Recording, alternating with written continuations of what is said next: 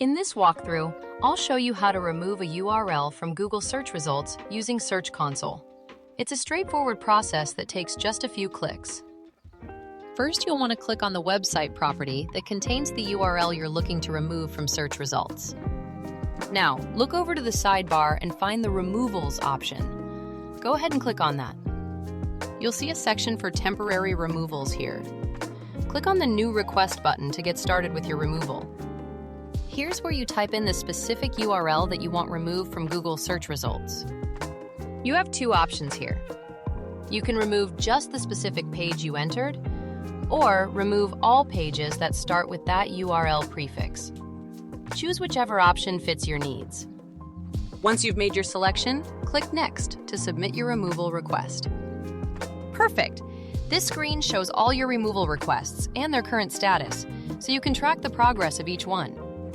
And that's all there is to it. You now know how to request URL removals through Google Search Console.